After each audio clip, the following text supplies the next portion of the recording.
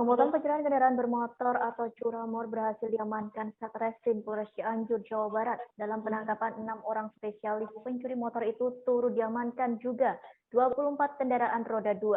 Untuk mengetahui lebih jelasnya, kita telah tersambung dengan Ferry Amiril Mukminin, wartawan Tribun Jabar, untuk melaporkannya. Selamat malam, Ferry.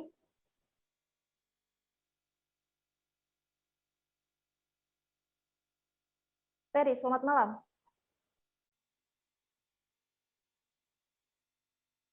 Malam.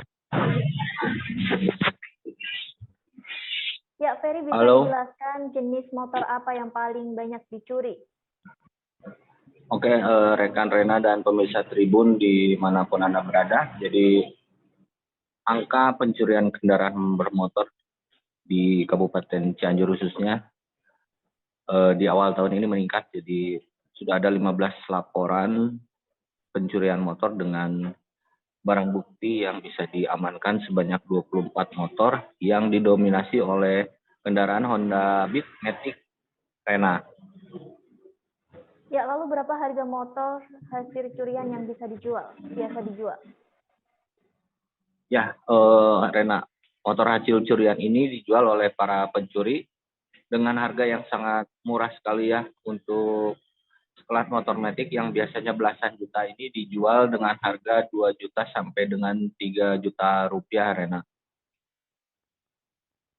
Ya, kemudian daerah mana saja yang menjadi sasaran pencurian ini, Ferry?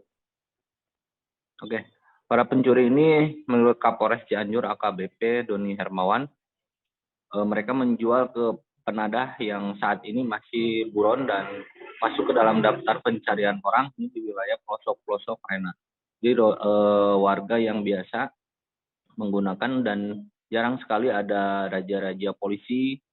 Terus mereka mengubah, mengemodif dan mengaburkan ya dari bentuk semula biasanya daerah-daerah pelosok dan sangat sulit untuk dijangkau sehingga tempat tersebut menjadi tempat favorit untuk penjualan kendaraan hasil curian.